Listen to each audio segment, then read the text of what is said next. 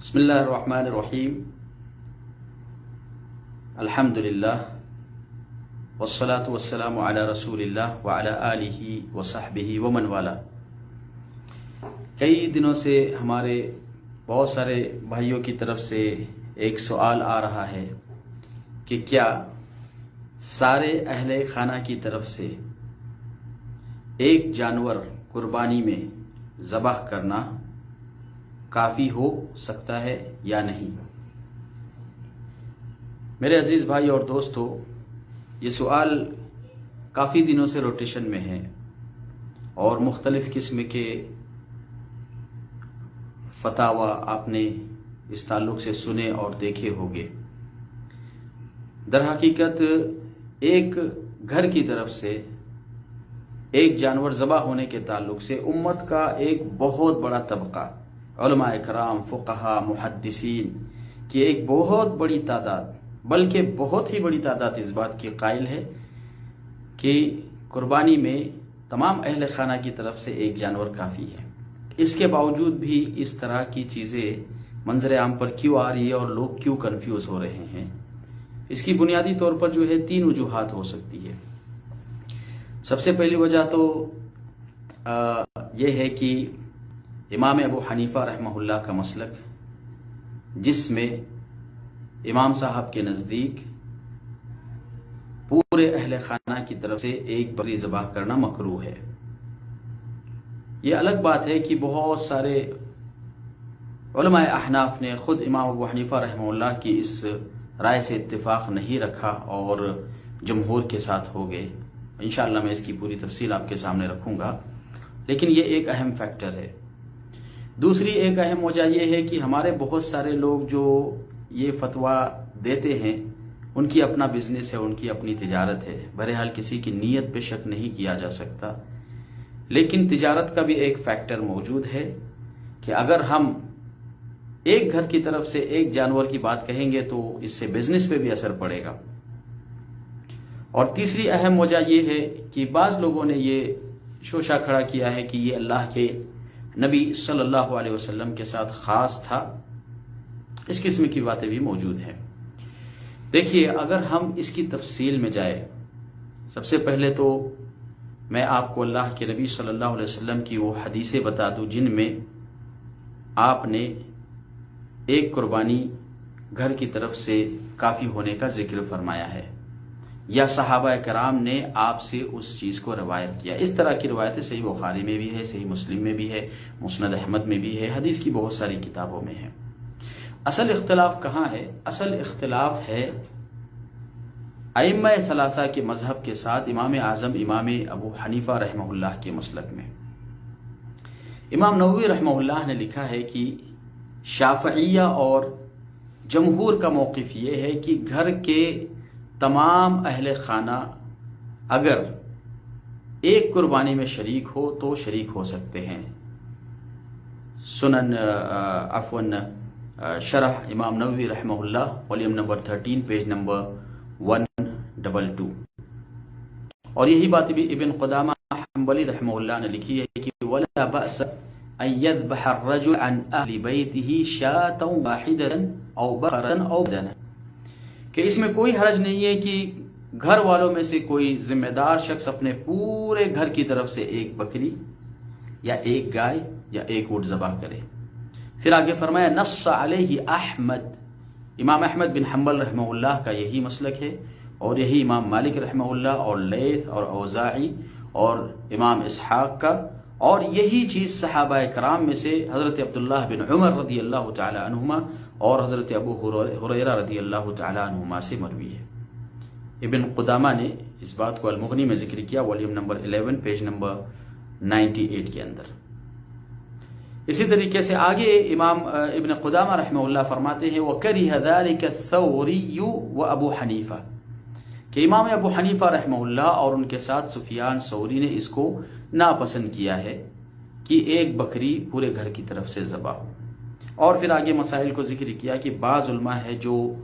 اجازت بھی دیتے ہیں تو وہ کہتے ہیں کہ کم سے کم ایک بکری میں 3 افراد کی اجازت دی جا سکتی ہے۔ بہرحال یہ علماء کرام کے اپنے موقف ہے، ان کے اسکول آف تھاٹ سے۔ ہم تھوڑی دیر کے لیے حدیث رسول صلی اللہ علیہ وسلم کی طرف آتے ہیں، کیونکہ ہمیں حکم دیا گیا ہے کہ اس طریقے کے جب اسکول آف تھاٹس آ جائیں تو نبی پاک صلی اللہ تعالی علیہ وسلم کی حدیث کو صحابہ کرام نے، تابعین نے اور تبع تابعین کی ایک بڑی جماعت نے کیسے سمجھا ہے، اس کو ہم اپنا مشعل راہ بنائیں۔ یہ زیادہ بہتر اور یہ زیادہ مناسب ہوتا ہے۔ لہٰذا علماء کرام، تابعین، تبع تابعین اور ان سے پہلے صحابہ کرام کی ایک بڑی تعداد اس بات کی قائل ہے کہ تمام اہل بیت کی طرف سے اگر انسان کی طاقت ہے تو ہر ایک کی طرف سے ایک جانور ذبح کرے۔ اس میں کوئی شک نہیں کہ یہ افضل ہے اور یہ بہتر ہے کہ انسان ہر ایک کی طرف سے ایک جانور ذبح کرے۔ لیکن اگر کوئی شخص طاقت نہیں رکھتا ہے اور اپنے پورے اہل خانہ کی طرف سے صرف ایک مینڈھا یا ایک اونٹ یا ایک گائے ذبح کرے تو کیا اس کی قربانی قبول ہوگی یا نہیں، یہاں پر اختلاف ہے۔ لہٰذا اگر ہم دلائل اور سنت کی طرف جس کو صحابہ کرام نے سمجھا ہے رجوع کرتے ہیں تو ہمیں معلوم ہوتا ہے کہ اس طریقے کا عمل صحابہ کرام کے درمیان ملتا ہے۔ صحیح بخاری کی حدیث حضرت عبداللہ بن ہشام رضی اللہ تعالی عنہ کی کہتی ہے کہ میری والدہ مجھے رسول اکرم صلی اللہ علیہ وسلم کے پاس لے کر جو ہے گئی جب میں چھوٹا سا تھا، تو اللہ کے نبی صلی اللہ علیہ وسلم، صحیح بخاری کی حدیث ہے، حدیث نمبر 7210، اور اسی طریقے سے اور ایک اس کا ریفرنس ہے جو اس وقت مجھے مل نہیں رہا ہے۔ تو بہرحال صحیح بخاری کی حدیث میں عبداللہ بن ہشام کی کہ ان کی والدہ انہیں لے کر گئیں، تو اللہ کے نبی صلی اللہ تعالی علیہ وسلم نے عبداللہ بن ہشام کے سر پر ہاتھ رکھا، حدیث شریف کے الفاظ ہیں۔ اور مزید حدیث میں آگے آتا ہے کہ کان یضحی بالشاۃ الواحدۃ عن جمیع اہلہ، کہ اس وقت اللہ کے نبی صلی اللہ علیہ وسلم اپنے سارے اہل خانہ کی طرف سے ایک بکری ذبح کر رہے تھے۔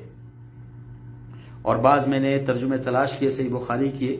تو بعض علماء کرام نے جو ہے اس کا ترجمہ ایسے کیا ہے کہ رسول اکرم صلی اللہ تعالی علیہ وسلم اپنے تمام اہل خانہ کی طرف سے ایک بکری ذبح کیا کرتے تھے۔ یہ صحیح بخاری کی حدیث ہے۔ پھر اس کے بعد ایک اور حدیث ہے جو صحیح مسلم میں وارد ہے، حدیث نمبر 1967، اور ابو داؤد کے اندر بھی ہے 2792 میں۔ حضرت عائشہ رضی اللہ تعالی عنہا کی روایت میں آتا ہے کہ نبی پاک صلی اللہ تعالی علیہ وسلم نے ایک مرتبہ سینگوں والا مینڈھا لانے کا حکم دیا جو سیاہی میں چلتا ہو، سیاہی میں بیٹھتا ہوں اور سیاہی میں دیکھتا ہوں۔ چنانچہ جب اسے ذبح کرنے کے لیے لایا گیا تو آپ نے حضرت عائشہ رضی اللہ تعالی عنہا سے فرمایا کہ چھری کو تیز کرو۔ فرماتی ہے کہ میں نے چھری کو تیز کیا تو اللہ کے نبی صلی اللہ علیہ وسلم نے مینڈے کو پکڑ کر لٹا دیا، اور اسے جب آپ ذبح کرنے لگے تو آپ نے فرمایا بسم اللہ اللہم تقبل من محمد و آل محمد ومن امت محمد، کہ اے اللہ تو قبول فرما محمد کی طرف سے، آل محمد کی طرف سے اور امت محمد کی طرف سے۔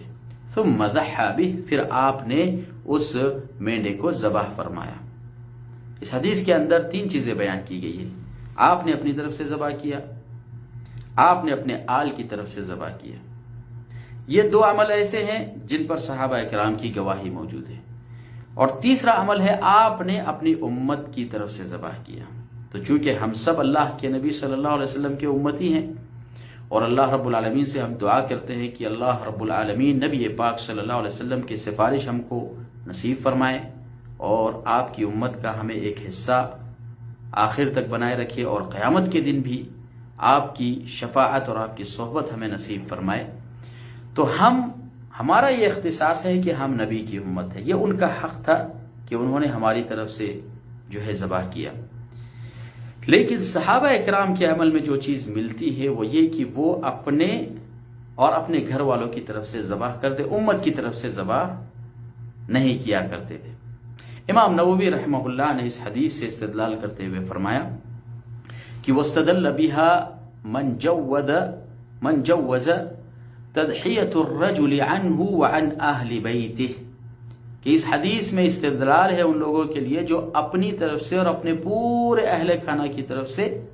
ذبح کرتے ہیں اور ثواب میں شریک ہوتے ہیں۔ پھر آگے فرمایا وَهُوَ مَذْهَبُنَا وَمَذْهَبُ الْجُمْهُورِ، کہ یہی ہمارا مذہب ہے اور یہی جمہور کا بھی مذہب ہے، یعنی جمہور اہل علم، ایک کثیر علماء کرام کی تعداد اسی پر عمل کرتی ہیں۔ پھر اس کے بعد حافظ خطابی رحمہ اللہ کا ایک قول ہے قولہ من محمد و آل محمد، کہ آپ کا یہ کہنا کہ محمد اور آل محمد، یہ بھی اس بات کی دلیل بنتی ہے کہ ایک بکری،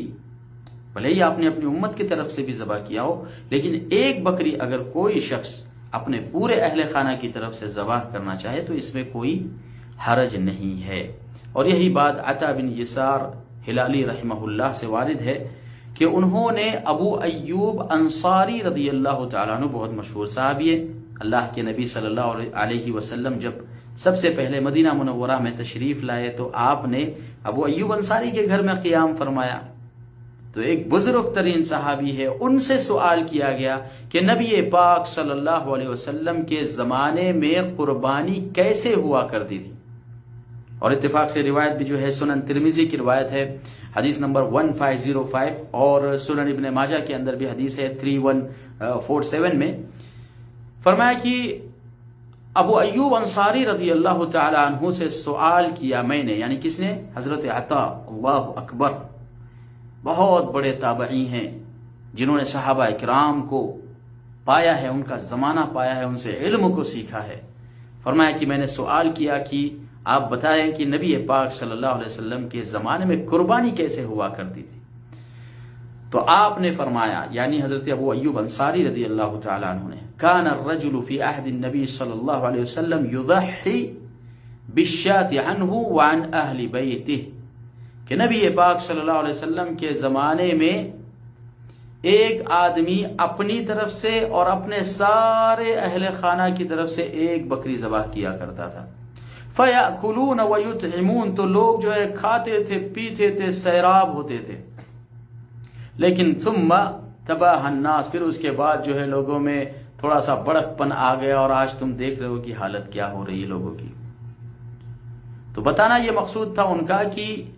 آج ہم فخر اور مفاخرے کے لیے کرتے ہیں، لیکن نبی پاک صلی اللہ علیہ وسلم کے زمانے میں جو قربانی کا طریقہ تھا وہ یہ تھا کہ ایک بکری اگر کوئی ذبح کرے تو ذبح ہو جاتی تھی سارے اہل خانہ کی طرف سے۔ ہاں یہ الگ بات ہے کہ اللہ کے نبی صلی اللہ علیہ وسلم کا ہمیشہ کا جو عمل تھا، یا صحابہ اکرام نے جو روایت فرمایا، اس میں حضرت انس بن مالک رضی اللہ تعالیٰ عنہ کی روایت بہت اہم ہے، جس میں آپ نے فرمایا کہ اللہ کے نبی صلی اللہ علیہ وسلم 2 مینڈھے ذبح کیا کرتے تھے، اور میں بھی 2 مینڈھے ذبح کرتا ہوں۔ یہ حضرت انس بن مالک رضی اللہ تعالیٰ عنہ بیان فرماتے ہیں۔ جانتے ہیں حضرت انس بن مالک رضی اللہ تعالیٰ عنہ کون ہے؟ صحابہ اکرام میں سب سے زیادہ جنہیں اولاد سے نوازا گیا، اور جن کی ذریات بہت وسیع زمانے تک جو ہے چلتی رہی۔ تو وہ بیان کرتے ہیں کہ میں نبی کی سنت پہ عمل کرتا تھا کہ آپ نے 2 کیے، میں نے دیکھا 2 کیے، اس لیے میں نے بھی 2 کیا۔ سبحان اللہ، سنت پر عمل کا جذبہ اگر ہمیں سیکھنا ہے تو صحابہ اکرام کی زندگی سے سیکھنا چاہیے۔ جس نے دیکھا کہ اللہ کے نبی صلی اللہ علیہ وسلم نے 1 ذبح کیا، اس نے سنت پہ عمل کیا۔ جس نے دیکھا کہ 2 ذبح کیا، اس نے کہا میں بھلے ہی میرا خاندان بہت وسیع، میں بھی 2 ذبح کروں۔ یہ سنت پر عمل کے فوائد ہیں میرے عزیز بھائی اور دوستو۔ اس حدیث کو نقل کرنے کے بعد سنن ترمذی کی شرح میں علامہ عبد الرحمن مبارک پوری رحمہ اللہ فرماتے ہیں کہ وَهُوَ نَصٌّ صَرِيحٌ فِي أَنَّ الشَّاةَ الْوَاحِدَةَ تُجْزِئُ عَنِ الرَّجُلِ وَعَنْ أَهْلِ بَيْتِهِ وَإِنْ كَانُوا كَثِيرِينَ وَهُوَ الْحَقُّ، کہ یہ حدیث بالکل وضاحت کے ساتھ اس مسئلے پر دلالت کرتی ہے کہ گھر والوں کی طرف سے ایک بکری اگر کوئی شخص ذبح کرے اور اس میں اپنے سارے اہل خانہ کو شامل کرے تو قربانی ہو جاتی ہے، اور یہی حق ہے، یہی صحیح مسلک ہے۔ تو میرے عزیز بھائی اور دوستو، اس حدیث میں اس طرح کی اور بہت ساری حدیثیں ہیں جس میں یہ فوائد ملتے ہیں کہ سارے اہل خانہ کی طرف سے اگر کوئی شخص مستقل طور پر ذبح کرنے کی طاقت نہیں رکھتا، یا اسے اس بات کا احساس ہوتا ہے کہ اگر میں ایسے کروں گا تو یہ مفاخرہ اور گھمنڈ والی بات ہو جائے گی، تو وہ اپنے سارے اہل بیت کی طرف سے ایک جانور بھی ذبح کر سکتا ہے۔ لیکن جیسا کہ میں اس سے پہلے بھی وضاحت کر چکا ہوں کہ قربانی کے حصوں میں شریک ہونا اور مستقل طور پر قربانی کرنا، دونوں کے ثواب میں فرق ہے۔ مستقل طور پر قربانی کرنے کا ثواب زیادہ ہے اور حصوں کا ثواب مستقل کے مقابلے میں کم ہے۔ لہذا اگر اللہ نے آپ کو طاقت دیا ہے تو مستقل طور پر قربانی کرے، اور اگر آپ چاہتے ہیں کہ اپنے اہل بیت کو جو موجود ہیں ان کی طرف سے اگر آپ قربانی کرنا چاہتے ہیں تو آپ قربانی کر سکتے ہیں۔ اللہ کے رسول صلی اللہ علیہ وسلم نے اپنے سارے اہل خانہ کی طرف سے ایک گائے بھی ذبح کی ہے۔ حدیث شریف میں آتا ہے، صحیح بخاری کی حدیث ہے، حدیث نمبر 294، اور صحیح ابن حبان کے اندر بھی ہے 3028، اور دیگر حدیث کی کتابوں میں بھی یہ حدیث موجود ہے۔ عفواً صحیح ابن خزیمہ کے اندر ہے 3028، اور صحیح ابن حبان کے اندر حدیث آتی ہے حدیث نمبر 1429، جنہوں نے ترقیم کی ہے اس کے حساب سے، کہ ضحى رسول اللہ صلی اللہ علیہ وسلم عن نسائه بالبقر، نبی پاک صلی اللہ علیہ وسلم نے اپنے حج کے آخری سفر میں اپنے بیویوں کی طرف سے ایک گائے ذبح کی، یعنی سارے لوگوں کی طرف سے۔ اور اس کا ایک لمبا قصہ ہے جو بتانے کا موقع نہیں ہے۔ اللہ کے نبی صلی اللہ علیہ وسلم کی ازواج کو، اس کی بعض ازواج کو خبر بھی نہیں تھی، لیکن آپ نے ذبح کیا اور ان تک جو ہے اس کی خبر پہنچائی گئی۔ اور یہ مسئلہ میں اس سے پہلے بھی میرے ٹک ٹاک کے ویڈیو میں نے ذکر کیا ہے کہ جس شخص نے ذبح کا ارادہ کیا ہو وہ اپنے ہاتھ اور ناخن میں سے نہ لے، لیکن اگر اس نے اپنے بچوں کو خبر نہیں کیا اور اپنے اہل خانہ کو اس بات کی خبر نہیں کی اور انہوں نے ناک اور اپنے ناخن اور بال میں سے کوئی حصہ لے لیا، تو اس میں کوئی حرج کی بات نہیں ہے فتح و لجنہ دائمہ کے فتوے کے حساب سے۔ لہٰذا ایک آدمی کی طرف سے ایک جانور بھی ذبح کر سکتے ہیں، 2 جانور بھی کر سکتے ہیں، اور پورے اہل خانہ کی طرف سے بھی اگر طاقت نہ ہو تو ایک ذبح کیا جا سکتا ہے، اس میں کوئی حرج کی بات نہیں ہے۔ ھذا ما عندی واللہ اعلم، وصلی اللہ علی نبینا محمد وعلی آلہ وصحبہ وسلم تسلیما کثیرا۔